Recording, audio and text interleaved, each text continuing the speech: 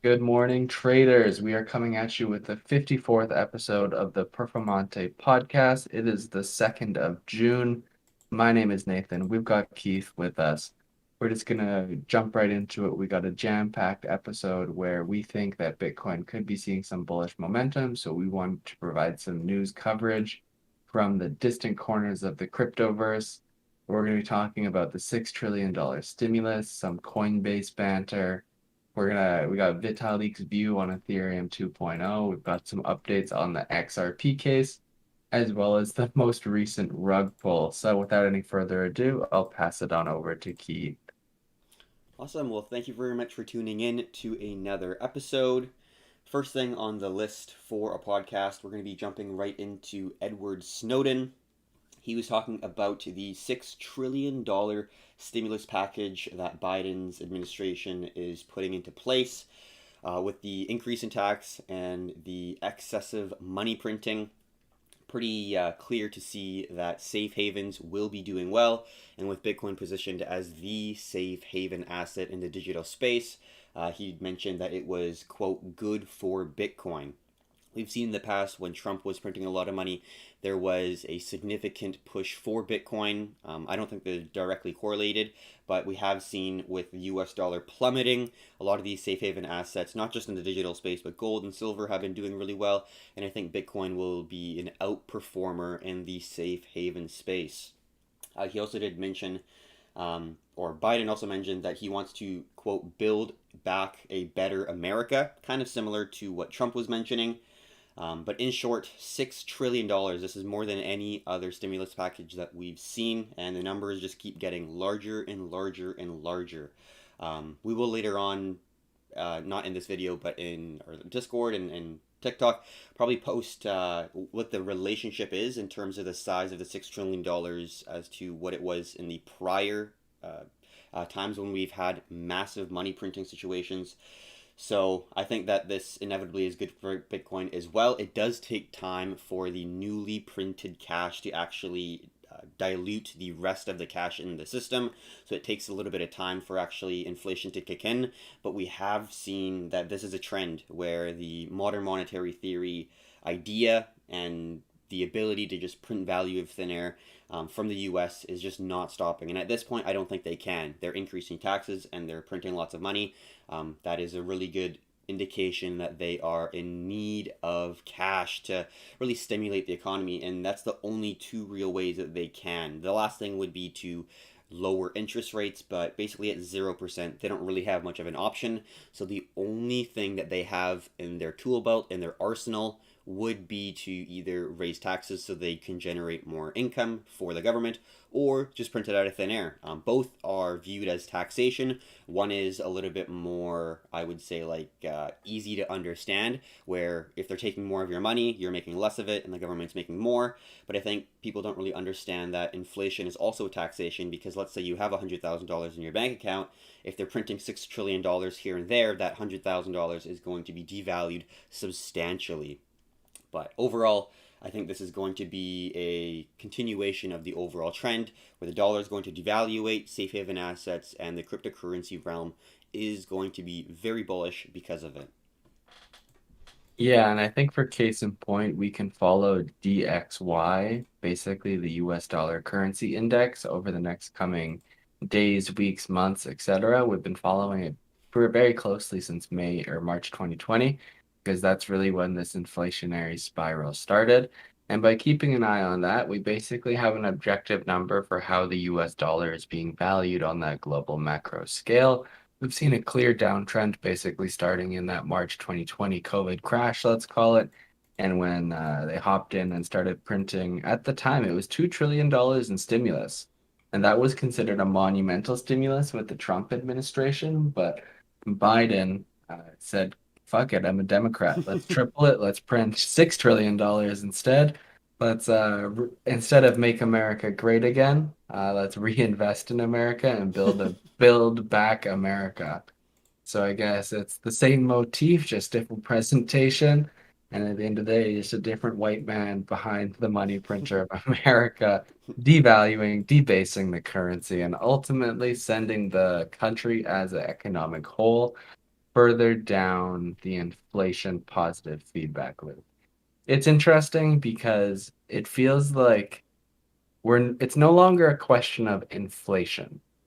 It's a question of hyperinflation. Like Mm-hmm. we've passed the inflation argument. We're already there. Currency is getting devalued, it's getting debased. There's currency proliferation. It's not a matter of if inflation hits. Now it's a matter of, okay, when are we going to evolve past that and progress towards hyperinflation? That's really, I guess you could call it the trillion-dollar question as all this liquidity is getting added to the market. And it's really just a case in point for Bitcoin and ultimately a complete use case for a deflationary speculative asset that kind of solves the problem of, hey, dollars are infinite, and what if we had an asset that's not infinite? It kind Mm-hmm. of breaks the schema of how we conceptualize modern investing. Mm-hmm. Very much so. And just to touch on the inflation train a little bit more, I'm sure everyone either has heard or maybe has even had some impact. Uh, in Canada, at least, there has been a massive shortage of all the commodities, like for things related to do with building supplies or lumber, especially. I think oil is going to be doing quite well in terms of an investment, but I think it's going to be appreciating quite aggressively sometime soon. So we're already seeing it. Lumber's up like $300, and a lot of the supplies, a lot of people are blaming it for COVID, like, oh, it's the lack of the great supply chain management, and I think people are going through that route. But at the end of the day, we're our perspective is it's not like everything is going up in price. It's just the dollar is going down in value. So it takes more of those dollars to purchase that asset or that commodity, whatever it may be.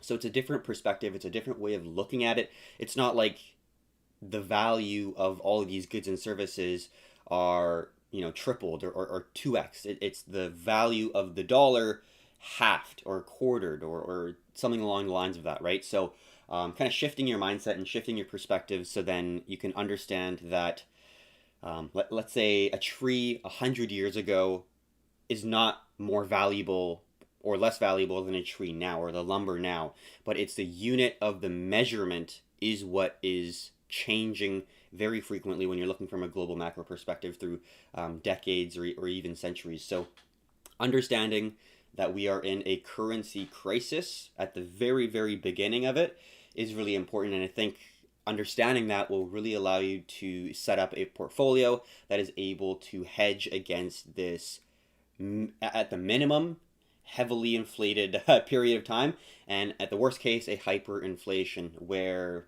the value of currency, or at least the US dollar, is absolutely meaningless, and you'll be having to take a wheelbarrow out to your local baker to get a single loaf of bread, similar to what happened in Weimar Republic in Germany.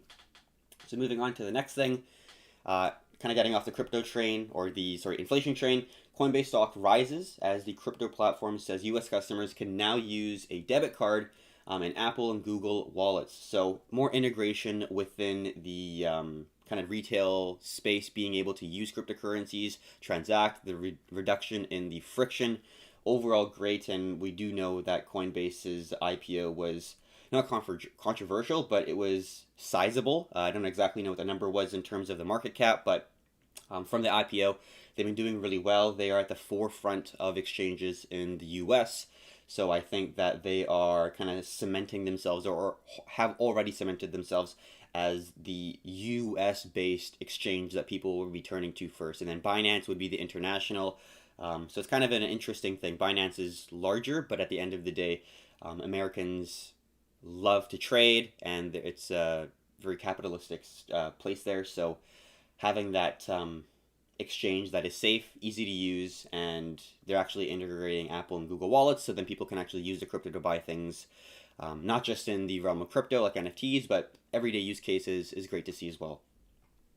Yeah, 100%. I feel like in terms of their direct listing, they kind of topped or they kind of sniped the top of the crypto market because like the shares are down, I think like 25% from when it direct listed on the Nasdaq, but they are the number one crypto app on the App Store. They're kind of when you search crypto, they're the first people that come to mind, and they really service what I would call the crypto noobs industry. But at the end of the day, that's probably the biggest conglomerate of people getting into the space right now. And so by making these moves to offer a more consumer-centric product with a lower friction when you just want to spend it, having a debit card that you can use with Apple Pay, that's absolutely seamless. That's you don't even need to carry your wallet around with you. You got your mobile wallet on your phone, super sleek, and ultimately just trying to increase usability. Because I think that's one complaint that maybe novice crypto investors have is like, hey, I have this crypto, but it's kind of hard to spend. Hmm. And so by developing products like this, again, just trying to develop a more consumer-centric product. And more Coinbase news to share. A couple weeks ago, they announced that they would be listing Dogecoin at some point, but lo and behold, that time has come. And Coinbase Pro will be listing Dogecoin on Thursday, June 3rd at 9 a.m. Pacific Standard. And that's not the Coinbase app. Coinbase Pro is their trading desk. It's a little bit more advanced of a platform that, in theory, anyone could use if they wanted to, but generally it's the more market versed people, let's call it, that use their Pro platform. And I think ultimately this is a smart move because they list on the Pro platform first because they know less people use it relative to their app. And I think that allows them to basically manipulate the market less. Because with a lot of these exchange listings, sometimes they get listed, there's increased accessibility, there's a lot of speculation that there'll be a massive pump. And so by listing it all at once, suddenly there can be a massive basically spike and people get salty because exchanges stop working and they can't buy or they can't sell. And so I think that listing on Coinbase Pro before they list on the Coinbase app is a smart move to kind of ease the impact that they have. And ultimately, in addition, it's also a smart move in terms of liquidity because it allows them to accept deposits and develop that Doge liquidity on the back end in order to facilitate trading on a much larger scale with their app users. Definitely. I think they've learned from past experiences because that was a pretty common occurrence when there is a new listing on an exchange and a pile of retail investors try to buy it, try to sell it, exchange that asset, and the exchange goes down and everyone gets frustrated. Twitter just explodes with all this Coinbase or whatever exchange is currently in use. So I think it's great to slowly integrate it, and I think that's what they're trying to do right here, especially with such a hyped coin like Dogecoin. They know that there's going to be a tremendous amount of individuals looking to buy it, looking to invest, and maybe even leverage trade it. So they do need that back end liquidity, and it definitely is a good thing to learn from past mistakes. So hopefully, you guys are. I don't really know what to think about Dogecoin. At this point, it's really cemented itself as one of the largest cryptocurrencies that started out as a joke, but with Elon backing it, saying he's talking to developers, could come into something that is an actual project. But as of right now, I have no exposure and I don't really plan on taking any. But it's interesting to see that Coinbase is like pretty strict on what coins they're actually incorporating within their exchange. So yeah, it's kind of interesting to see that Doge is on that very select list. So moving on to the next thing, talking about a project that has a lot more, in my opinion, value. Ethereum is the second largest market cap token, and we've been talking about ETH 2.0 for quite a long time. They still haven't come out with it, but right now they do have over 5 million Ethereum locked on the protocol. So then when this changed from the proof of work to proof of stake, they allowed people to send in their ETH so then they can basically stake and make a little bit of money on the side just by validating the network. And right now, it's still yet to come, but even the kind of ETH 2.0 is taking a lot longer than anticipated, and we're kind of speculating that the 2.0 will not come in time for this bull run. And that's why we're really looking at the Binance Smart Chain and PancakeSwap, because right now the fees are like 30, 40, $50, which is reasonable, I would say, in terms of gas fees for Ethereum. But at its peak, when Bitcoin was at like the 55, 60K range, we were seeing like two, three, four, $500 for a transaction, and that's just unfathomable. You can't be a retail trader with $1,000 and pay half of your capital in transaction fees. So it does need to come. Like it's unacceptable that you're paying $300 for gas fees when Binance Smart Chain is pennies. It's literally cents. So when ETH 2.0 does come, it will obviously shift a lot of the capital from other places in the crypto sphere into Ethereum and Ethereum like projects, in my opinion, because of that reduction in the gas fees. But as of right now, I think that it's not something that is going to be coming into fruition for this bull run, and that's why we're positioned a little bit more into Binance Smart Chain. But over 5 million ETH, I think it's a long-term great opportunity because whenever the protocol does reach its 2.0 capabilities, it will be unbelievable because Ethereum has established itself as the kind of smart contract token. It's the first one, it's the main one, it's the largest market cap, and like things that are kind of competitors like Cardano, ADA don't even have smart contracts implemented yet. They will in the future, but Ethereum kind of was the first at the smart contract forefront there, and they got Uniswap there. So I think it's a great opportunity when the 2.0 does come in. But until that point, we think, or at least in my opinion, I think that Binance Smart Chain and PancakeSwap will be more favored for retail traders in the long run because of the massive reduction in the fees that we're currently paying compared to ETH and Uniswap. Yeah, we're definitely on the same page in terms of the ETH 2.0 taking a little bit too long to make it in time for delivery for this bull run, but 5.2 million ETH locked up in the Beacon Chain contract is really impressive. Ultimately, we kind of have two more steps to progress before we reach that full proof of stake status with Ethereum, but we have no deadlines in date for when the next two updates will happen. In fact, Vitalik Buterin, in a recent conference in Mandarin, just to quote him, we thought it would actually take 1 year to do the proof of stake, but it actually takes 6 years. Oh If my you are god. doing a complex thing that you think will take a while, it's actually very likely to take a lot more time. And 6 years is absolutely insane. I think it's been in the workings for 3 years now. So who knows when it'll actually happen. But ultimately, specifically, they said phase one was introduced this year, but it's not, the next update is not expected until 2022 at the current rate. And Ethereum has kind of become a victim of its own success in that demand, with demand pushing network fees to record levels, and ultimately majority of transactions are economically unviable for the average retail trader. And again, that's just part of the reason why we're loving the Binance Smart Chain ecosystem. We love Ethereum, we love Vitalik, but at the end of the day, it's just a more functional alternative. And so it's kind of interesting to hear him not necessarily doubt himself, but be like, yeah, damn, this is going to take a lot longer than I thought. It kind of reminds me of the quote where most humans overestimate what they can do in 1 year and underestimate what they can do in 10. It's kind of that like inherent Bingo. cognitive bias where everyone thinks that they can achieve so much in 1 year, but lo and behold, they underestimate what they can do in 10. And so we'll see what happens with Ethereum 2.0 delivery, but at the end of the day, it's not going to be something immediate. We're definitely, I would say, a couple years out from full transition from proof of work to proof of stake. Yeah, that's 6 years is quite a long time in the realm of crypto, but it's still super relevant, prevalent. I don't think it's going to get dethroned as kind of the main smart contract project. There are some that are kind of creeping in, like I said, Cardano's doing pretty well, but they don't even have smart contract implemented yet. So I think they have established themselves in terms of Ethereum and the project, but it's just going to take a little while.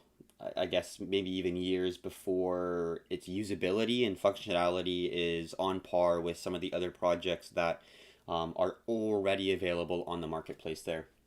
So, the next thing we're going to touch on is Ripple and SEC. Their lawsuit has yet to be completed or yet to, I guess, come to a agreement or finalized. So, the SEC did try to receive some documents from Ripple Labs, which is the creator of Ripple and XRP, but they got denied. So this is a huge win and a huge positive for XRP Ripple because they're able to kind of keep a lot of their documentation in-house internally. They don't have to give away all that information and data to the SEC, which would then allow them to have more ammunition for that lawsuit. So great win, not a complete win, like the overall legal situation is not over, but it does look like XRP is kind of getting the upper hand as of right now in their $1.38 billion lawsuit.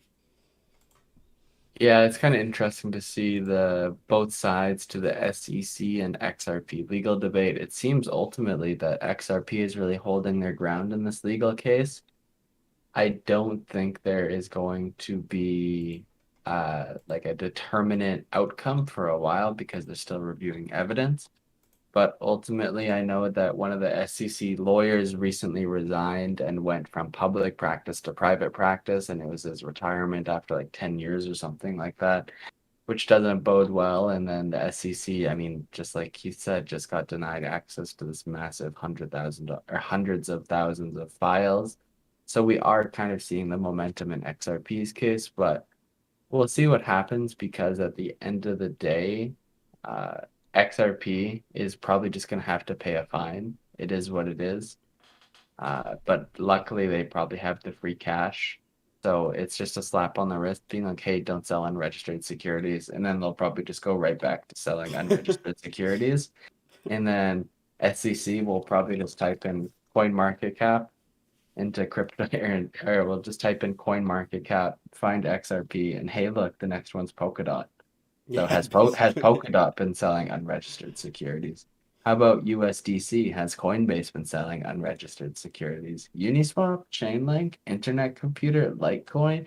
I feel like they're just gonna go down the list and find who's been selling unregistered securities and just engage in lawsuits because at the end of the day, that's kind of like the fundamental principle to how crypto's been operating is there's been sale of unregistered securities. It is what it is, but more or less it's kind of quintessential to the overall functioning of the cryptocurrency space.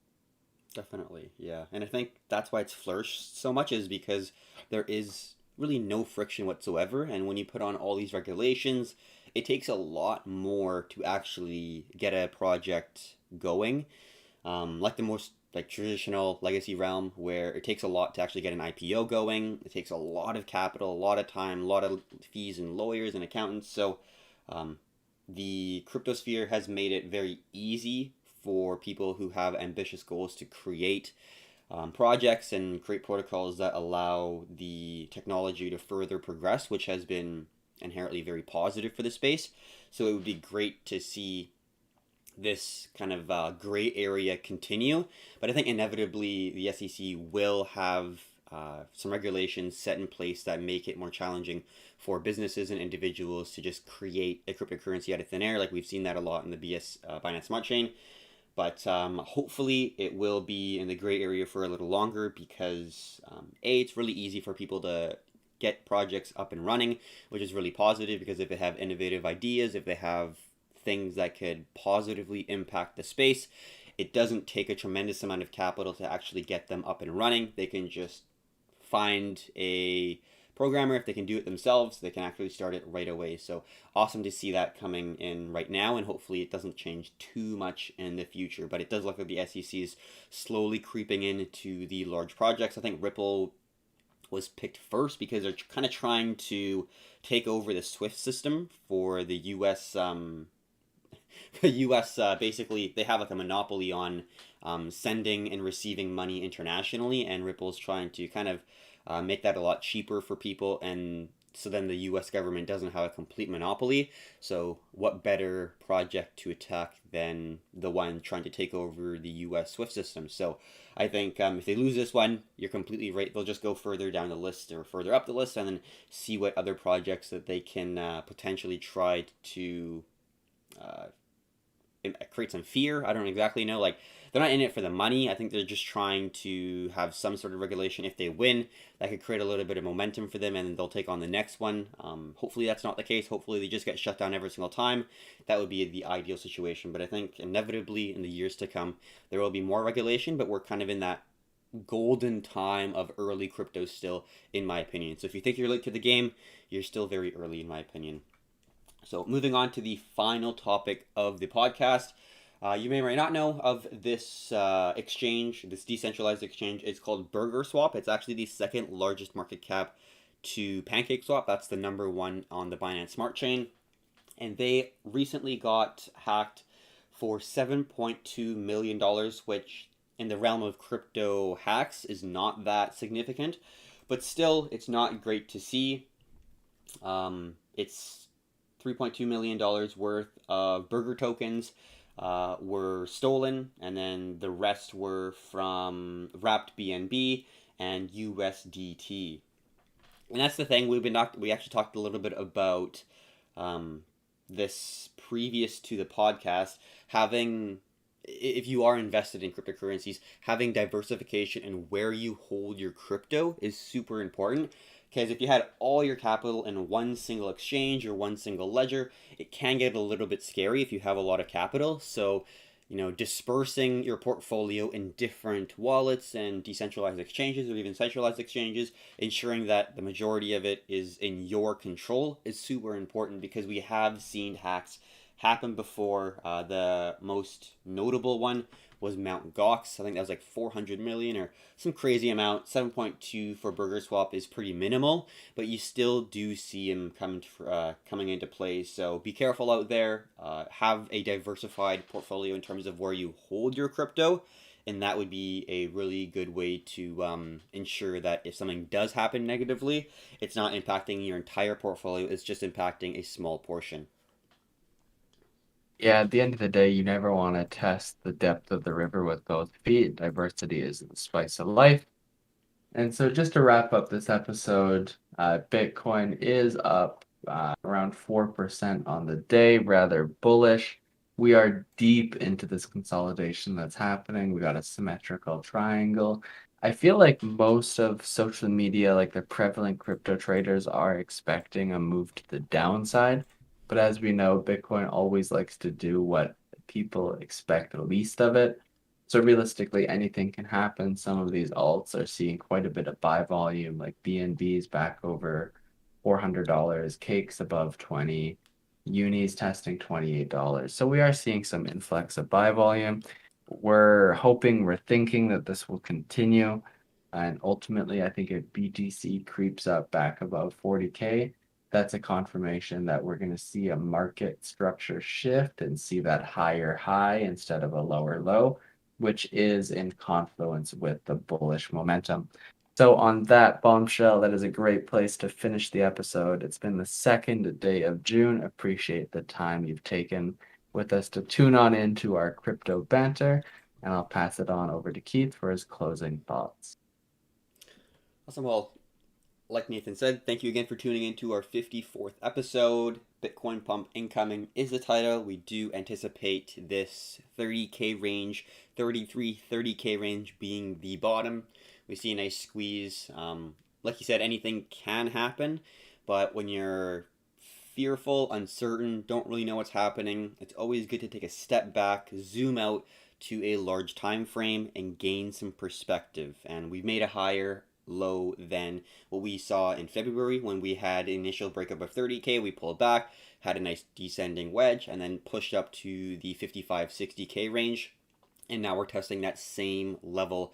A lot of people are thinking because we're below the 200-day EMA and this is a continuation pattern, but it's well structured on the way down, held a nice channel on the way down, and now we're squeezing, forming a potential reversal. Doesn't mean that we're imminently bullish, thinking that it's going to absolutely moonshot right away. I think it'll take some time for it to consolidate a little bit longer, and then when everyone's kind of forgot about it, when people think that this is just not going to go up anymore, that's when the move occurs again. So stay patient. Look for your favorite alts. I think there is still kind of half a year to go full for this bull run. We're kind of anticipating this to be like the halftime event. So load up your bags, enjoy the time as you're just waiting. It's sometimes good to take a little bit of time away from your computer because when things were super bullish, I know that I was checking my phone very frequently, checking my portfolio basically like any chance I could, which can get a little bit addictive, I guess you could say.